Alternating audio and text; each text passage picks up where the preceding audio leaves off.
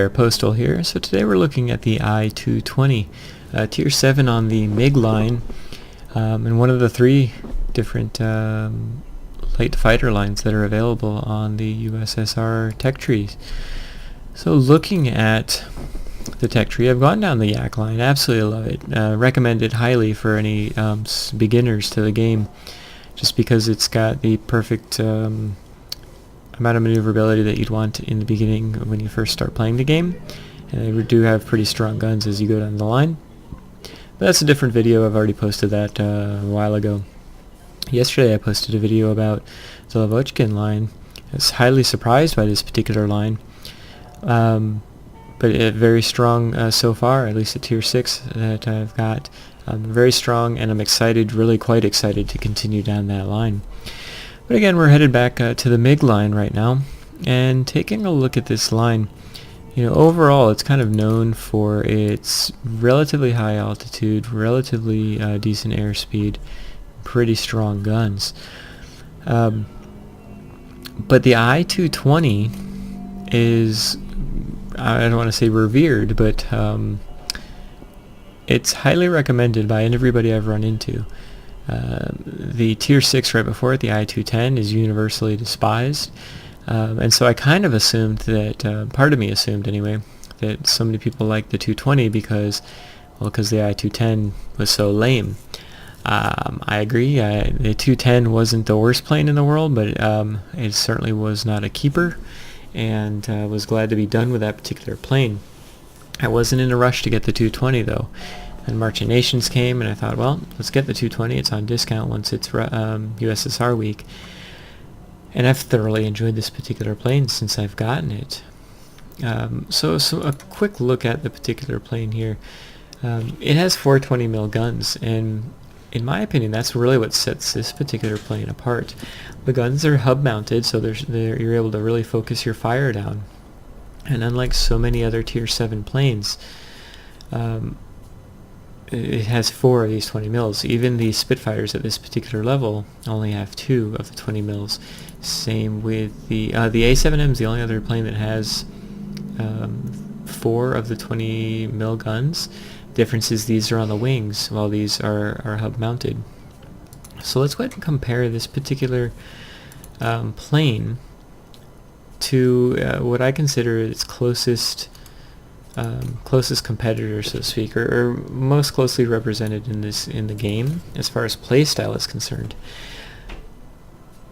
And if you're good at, if I could get the right plane here, if you're good at the P51D or the BF109G, the playstyle of those particular planes is very, very similar to the I-220. And what do I mean by that? Well, the altitude performance, first and foremost, is 62 as far as the ratings is concerned, 59 on the I-220. It's really negligible. You're not going to notice much of a difference.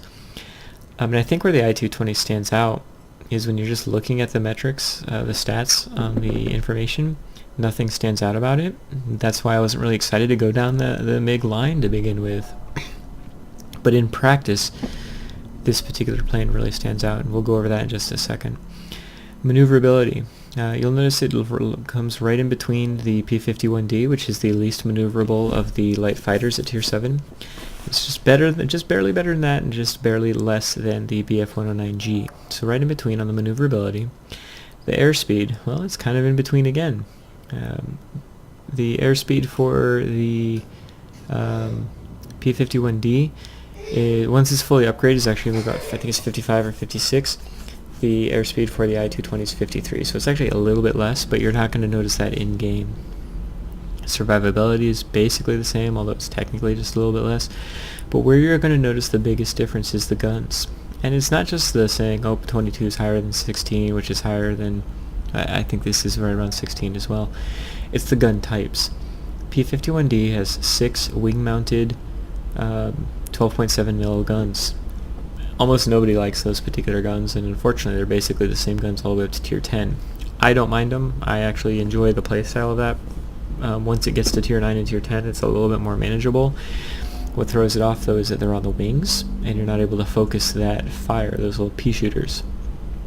The BF109G, which I do have here, I've kept because I actually really thoroughly enjoy it.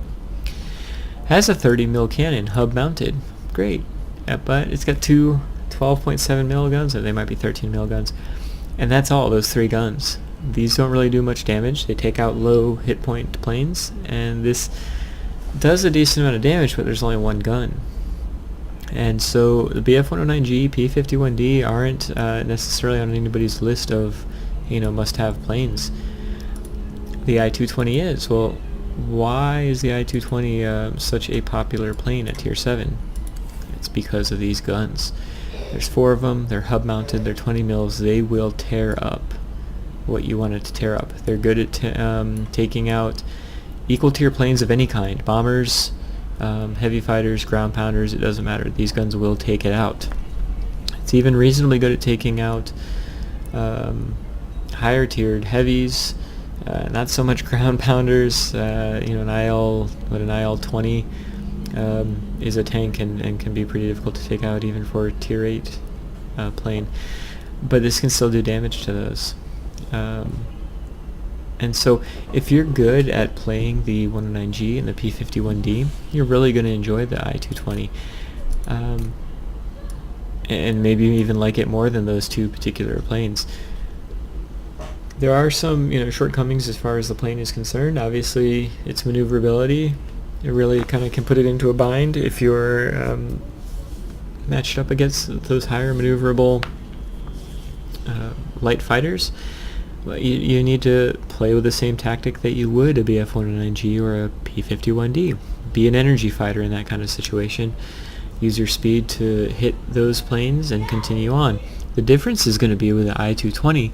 These guns can actually take out those planes on one pass. This can take out an A7M in one pass. If the A7M's not paying enough attention, or even just for a second not paying attention, and you're able to get a couple of good hits into it, you can completely destroy an A7M or KI, any of those really highly maneuverable planes, a Yak-3, you can take it out. Just be mindful of what you're doing and make sure that you're prepared to continue to go straight rather than try to turn, right? So again, same tactic you'd use in a BF or a P-51. So that's enough talk about the stats of the plane and the theories of the plane. Let's see this particular plane in battle.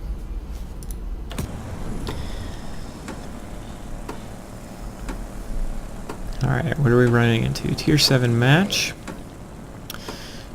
P39Q15, that's the Russian one, right? Probably can outmaneuver me, but I can outmaneuver Quincy here. What else we got running into? An A26, but remember, this is pretty high altitude performance for this tier, especially when it's top dog. It can get almost up to comfortably to a B-32. Certainly the B-17's no big deal. Let's go ahead and get this comm center. I don't know why I'm in a rush to get here. Nobody else is coming here, except for the ground pounders.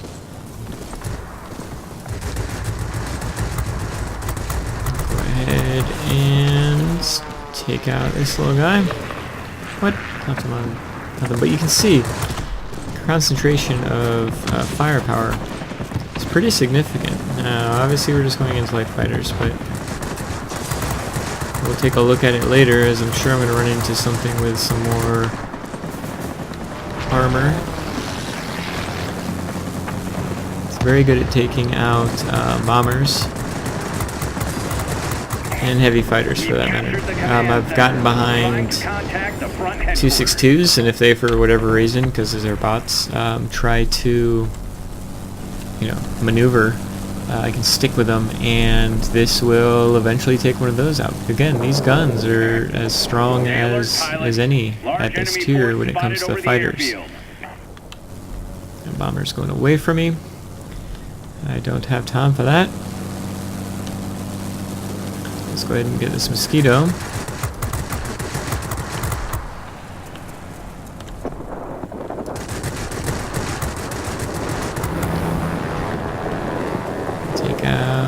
Whatever we can take out. So you'll see, I'm only really turning behind things that I have the ability to turn behind. Clearly somebody is angry with me. That P39Q I was talking about is upset. I said he was just the Russian one. Dude, I'm in a Russian plane too. Clearly I'm okay with Russian planes. Ah, too much.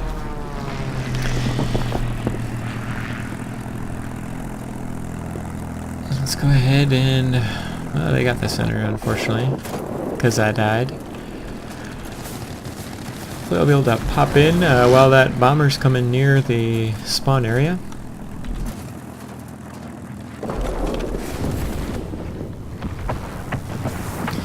We'll see the high altitude performance of this particular plane.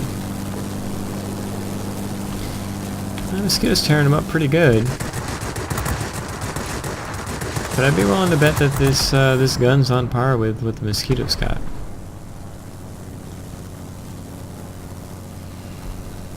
And unlike the Mosquito, the guns are completely concentrated, so... again, it's something, it's special for this tier, right? So let's swing behind him.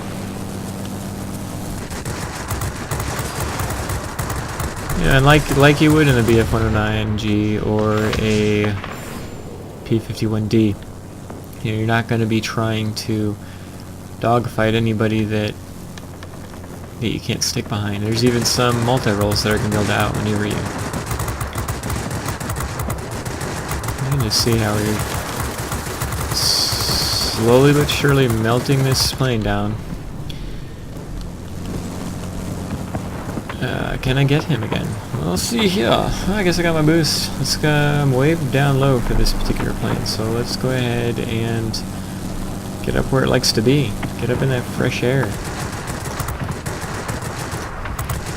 This is an A-26, right? So it's not like the world's best defense bomber, but still, it's a bomber.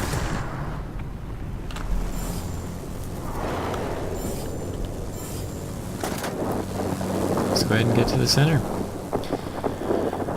I was hoping that we'd be able to hold off enough there, but it looks like the Reds are taking over everything, huh? We got the center, so we'll stay up high here and try to get their comm center before they get their comm center. Yeah, this is just where you're going to thrive in the I-220. Attention all fighters. Enemy bombers detected. Destroy them. I guess I'm going to have to go down, because ground pounders. And I know I can take out a ground pounder. This is a Russian ground pounder. But at least I've got some help. And I'm able to cut right through.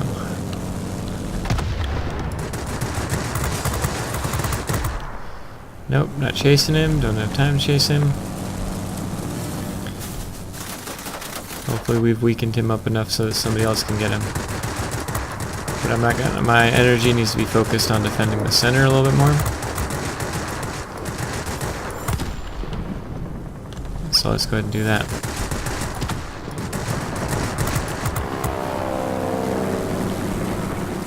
No, too much speed.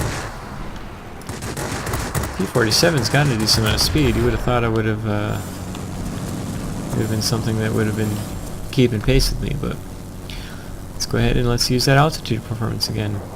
In this tier especially, you'll find planes, a lot of planes that are a lot higher than they should be sometimes. Done. Get that Mosquito again. I'm not afraid of a Mosquito. I'm really not afraid of a 190.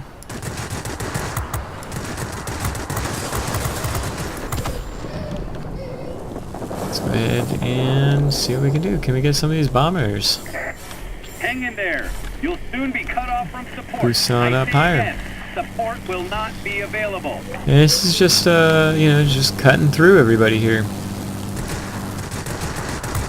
Typhoon's higher than it probably should be. That's fine. This P-51, yeah, I thought it was that, is not. Right? We know that the P-51's got slightly higher altitude performance, but you know what it doesn't have? These kick-ass guns. Let's go ahead and dispatch this Typhoon. And we'll take care of whatever the heck that other thing is. Thank you. It's a piece 47 We again. cannot support you any longer. The storm is too heavy. Do you copy? Over. Just kind of feathering the trigger here. Close to overheating. Been like shooting straight for the last however many. I feel like it's been like 5 minutes of just like machine gun fire. F4, you won. He's up too high, right? I love that plane. Love that whole line so far. But when you're too high, you're too high. And that guy be too high. Let's go ahead and see if we can flip this comm center real quick. That would be super, super swell. Take a little bit of a breather too. Alright, so Victory is in P40. sight. Keep it up. P40's turning, yay. P40 I can probably outmaneuver, right? You gotta keep that kind of stuff in mind when you're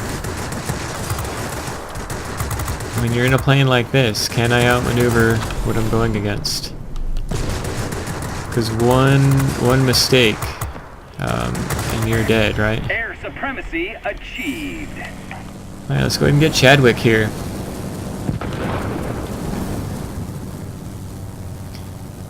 And that's going to be game, air supremacy. Unless they flip the center, which I'm okay with. At 18,000, so I'll take it. And I really don't feel like this was like a difficult game, so to speak. You just have to keep in mind what your capabilities are, and Victory is ours. as long as you work within your means, you're going to do fine. This was better than fine, obviously. Wow. But let's head on back to the hangar. Okay, so it's 20,000 personal points, an Ace, a Marseilles, McCampbell's, grade 1, all the good stuff. 21 frags, and my March of Nations mission completed. Oh, yeah. And so looking at that, I felt like the game was just, you kind of let everything come to you. And you take advantage of those situations. If you play a 109G or a P51D well, you're going to play this plane well. It plays the same way, but with better guns. And that's why everybody talks about the I-220 as a great plane. It's not because it's, its airframe or its, maneuverability or airspeed or any of that stuff is like outstanding. It's not. It's mediocre at best with some things. It's on the high end when it comes to altitude and airspeed, but this is not a dogfighter. This is going to tear everything it runs into up. What it is going to do, though, is if you're able to be mindful of your map, pay attention to what's going on, and keep yourself out of danger as far as letting anybody get behind you, this particular plane will own the skies. And it just comes down to how you use your guns. There's situations where I was able to get behind people that could outmaneuver me or had the potential to get away from me, but these guns tear them up so quickly. Those Mosquitoes and those that P51D I kept running into, he wasn't going to get away from me because I've got just enough airspeed, and the guns are going to take care of him before he even gets that opportunity. So I've really enjoyed the 220. I know almost everybody I've ever talked to about this particular plane, when they play it, likes the 220. At first I kind of thought it was any plane after the I-210 seems like a good plane. I thought it was one of those situations where it just seemed like this plane was a good plane because the previous plane was so bad. But no, this plane really is good. And I'm going to grind out the whole IL-10 and the I-250 before I stop playing this plane, or at least stop playing it for the March of Nations, but this is definitely a keeper. For me, I absolutely enjoy this particular plane at Tier 7.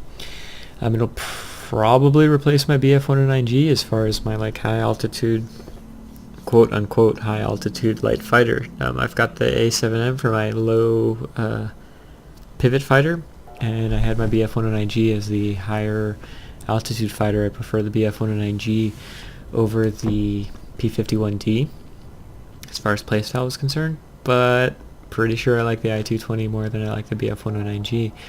Even though you look at the 109G, it's got better airspeed, better maneuverability, and better altitude performance. It's just the gun. It's not bad on the BF-109G, but it's no I-220s. So, anyway, thank you so much for joining me today. I'm rambling a little bit. But I hope you enjoyed the video. If you did, feel free to give it a thumbs up. If you didn't, give it a thumbs down. Either way, feel free to comment. How do you like the I-220? Are you one of the few people that don't like this particular plane? If you do like the plane, do you like it for the same reasons I'm saying? Again, feel free to comment. I always respond to the comments. And otherwise, I hope you enjoy the rest of your day. Thank you.